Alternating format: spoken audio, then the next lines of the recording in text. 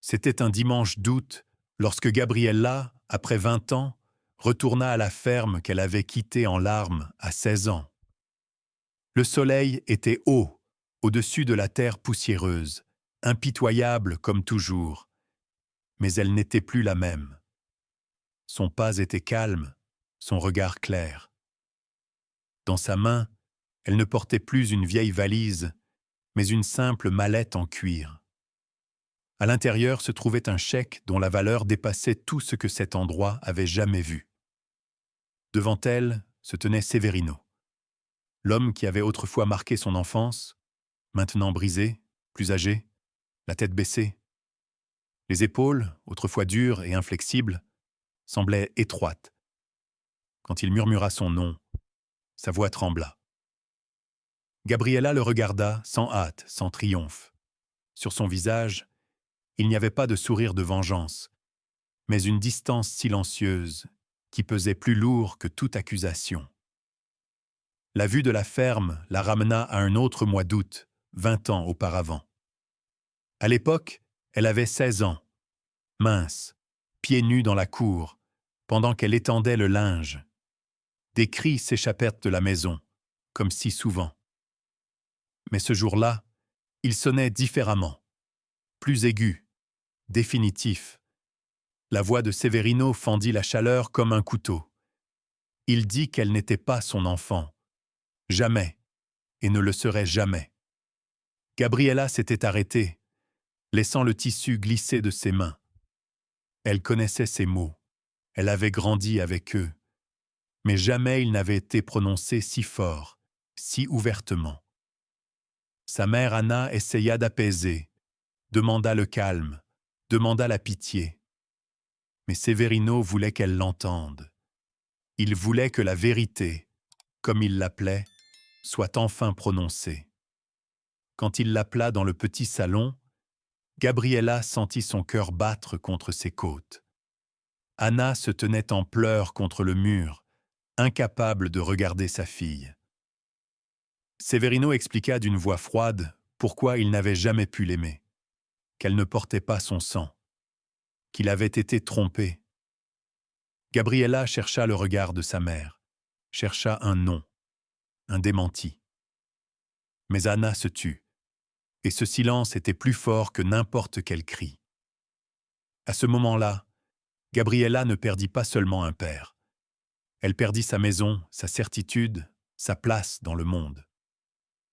Les mots « tu n'es pas ma fille » s'imprimèrent plus profondément en elle que n'importe quelle gifle n'aurait pu le faire.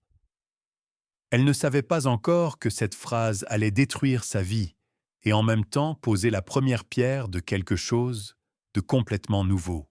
La vieille valise atterrit lourdement à ses pieds, comme si un jugement avait été prononcé. C'était la même valise qu'elle utilisait autrefois pour les vacances chez sa grand-mère. Un objet de jour meilleur, qui devint maintenant le symbole de la fin. Severino lui dit de faire ses affaires et de partir. Aujourd'hui même. Pas de discussion, pas d'hésitation. Anna se plaça entre eux, le dos courbé, les mains levées en supplication. Elle dit que Gabriella était encore une enfant, qu'elle n'avait nulle part où aller. Mais Severino ne recula pas. Sa voix était calme, presque fatiguée, comme s'il avait préparé cette décision depuis des années. Il dit que le problème n'était pas le sien.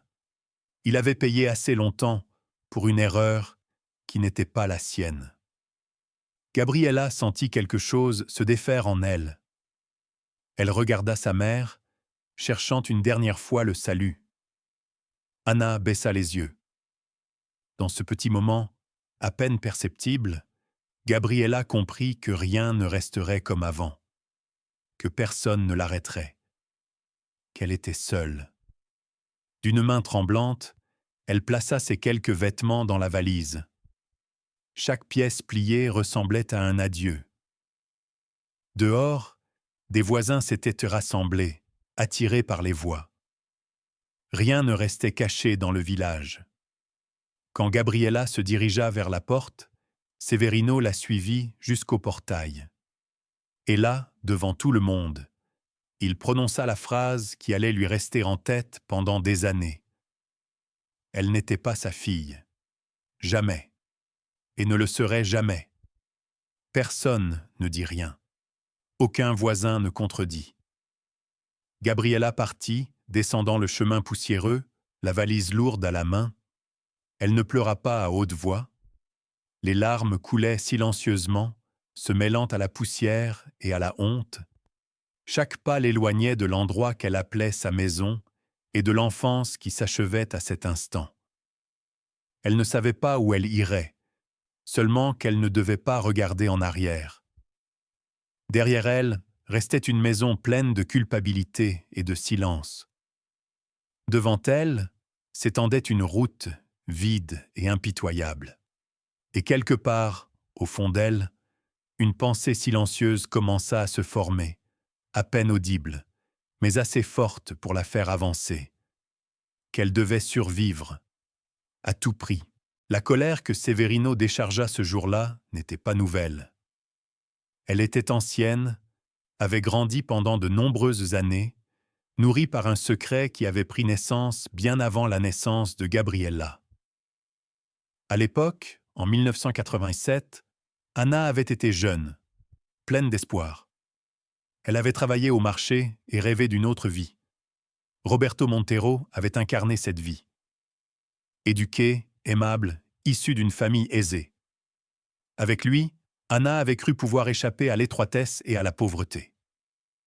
Leurs rencontres restèrent secrètes, portées par des promesses et des projets. Roberto avait parlé d'un avenir commun, d'un mariage, d'enfants. Anna l'avait cru. Puis vint l'accident.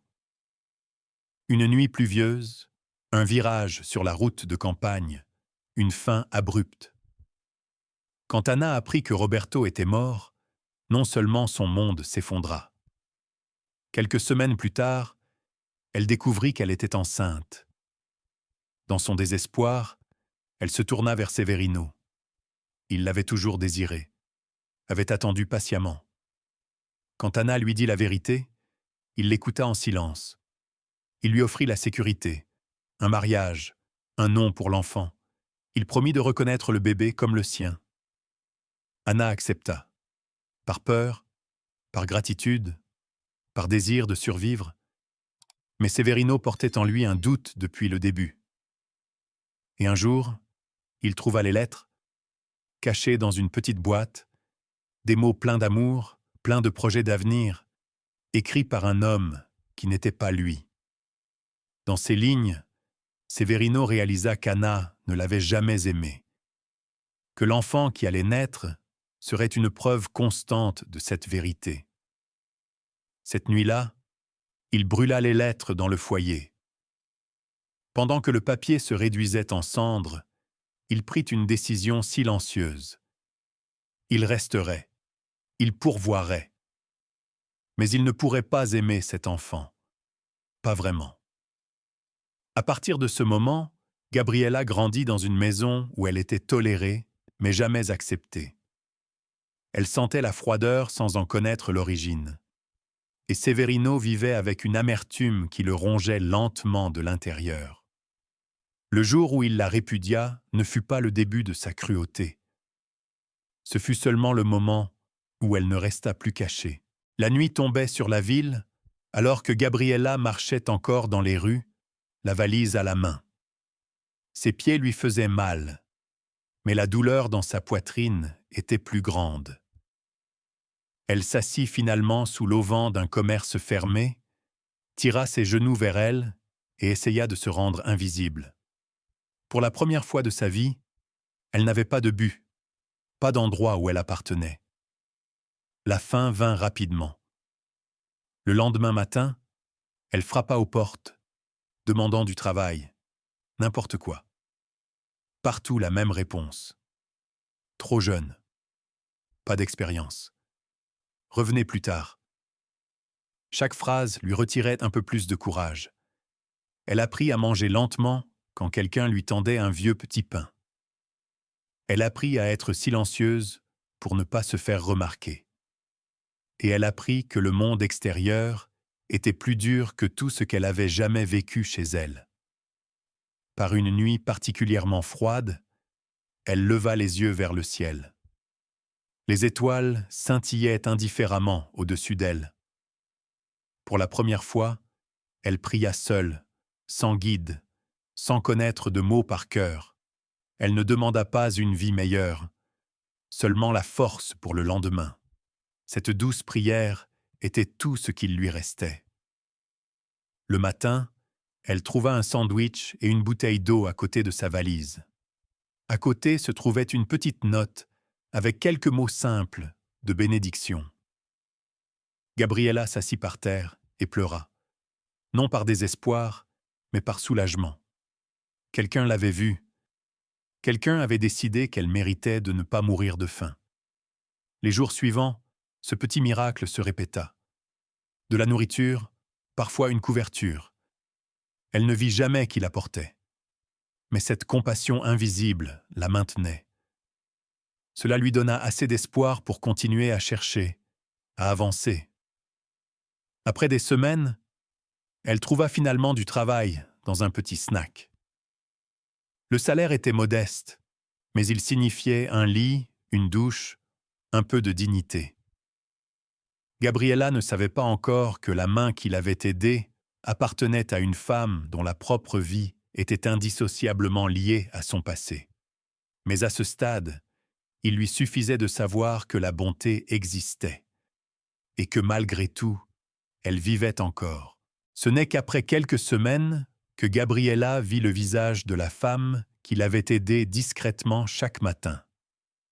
C'était une petite dame âgée aux yeux fatigués et au sourire tranquille.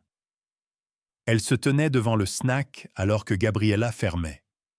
Sa voix était douce, presque prudente, comme si elle avait peur d'effrayer la jeune femme. Elle dit qu'elle avait vu que Gabriela avait maintenant du travail et s'en réjouissait. Dans cette simple phrase, il y avait plus de chaleur que Gabriela n'en avait ressenti depuis longtemps. Elles entamèrent la conversation, burent un café. La femme se présenta comme Dona Conceição. Elle écoutait sans interrompre, sans juger.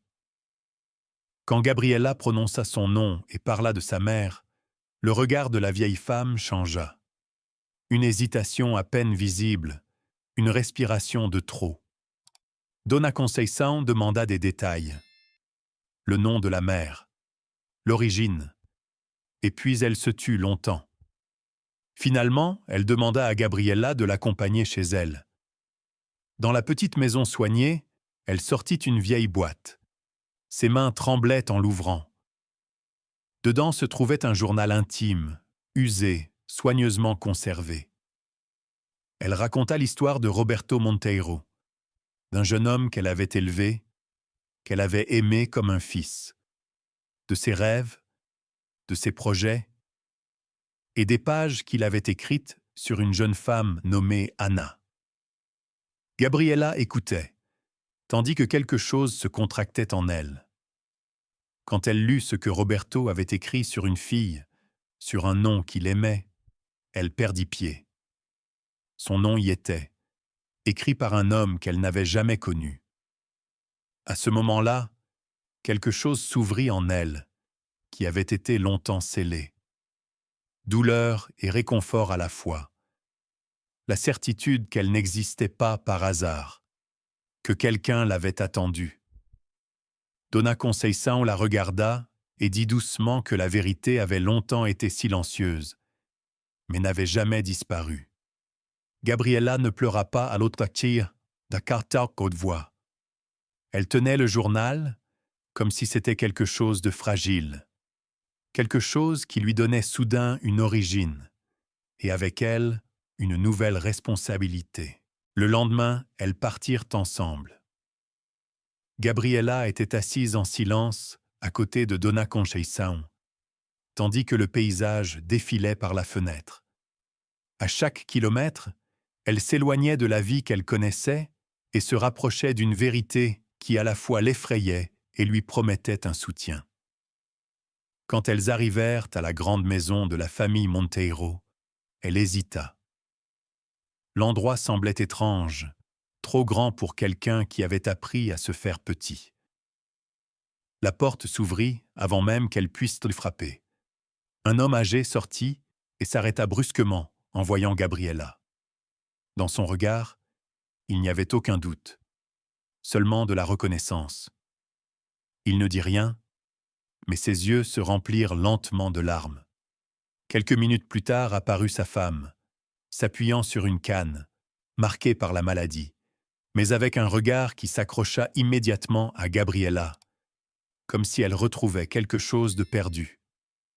Elles écoutèrent quand Donna Conceição en parla. Elles écoutèrent quand Gabriella raconta son histoire. Personne ne l'interrompit. Personne ne la remit en question. Et pourtant, le grand-père insista pour officialiser les choses, non par méfiance, mais pour la protéger. Le test confirma ce qu'ils ressentaient depuis longtemps. Gabriella leur appartenait. Les jours suivants, elle fit la connaissance de son frère. Carlos était plus âgé, plus calme, et dans sa manière, il n'y avait aucune concurrence, seulement du soulagement. Comme s'ils avaient tous deux inconsciemment attendu ce moment. Ils parlèrent peu du passé. Il suffisait de se regarder pour savoir qu'ils partageaient la même perte. Pour la première fois de sa vie, Gabriella se réveilla dans une maison où elle n'avait à expliquer à personne pourquoi elle était là. Mais avec cette appartenance vint un nouveau fardeau. Elle comprit que son origine ne signifiait pas seulement du réconfort, mais aussi de la responsabilité, et que la vie qui l'attendait la mettrait à l'épreuve à nouveau. Les mois passèrent plus vite que Gabriella ne pouvait le réaliser. Des jours silencieux d'écoute devinrent des jours d'apprentissage. Carlos l'introduisit dans le monde des chiffres, des décisions, de la responsabilité. Il ne la traita pas comme un fardeau, mais comme une partenaire qui avait le droit de grandir. Gabriella travailla dur, souvent jusque tard dans la nuit, animée par le sentiment de pouvoir enfin construire quelque chose de durable. Elle découvrit en elle des capacités qu'elle n'avait jamais connues. Elle posait des questions, voyait des liens, prenait des décisions avec un calme qui surprit même Carlos. Mais plus elle devenait visible, plus elle sentait clairement les regards extérieurs. Il y avait des gens dans la famille qui percevaient son retour comme une menace.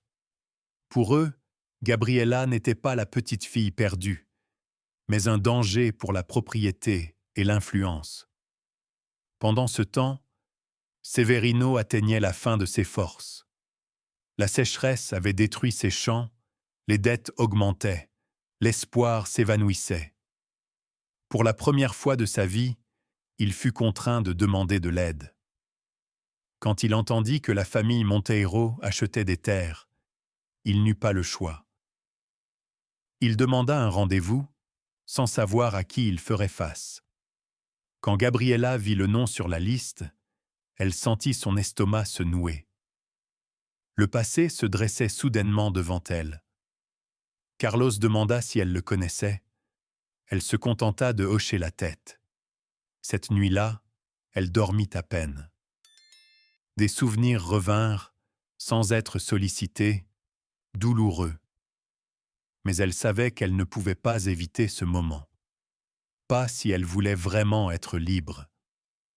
Le lendemain, elle fit confirmer le rendez-vous, sans mentionner son nom. La décision qu'elle prendrait ne devait pas être spontanée. Elle devait montrer qui elle était devenue. Severino entra dans le bureau, le regard baissé.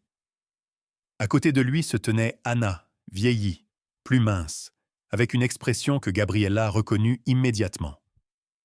La culpabilité. Quand elle se leva de son bureau, ils restèrent tous deux figés. Pendant un long moment, personne ne dit rien.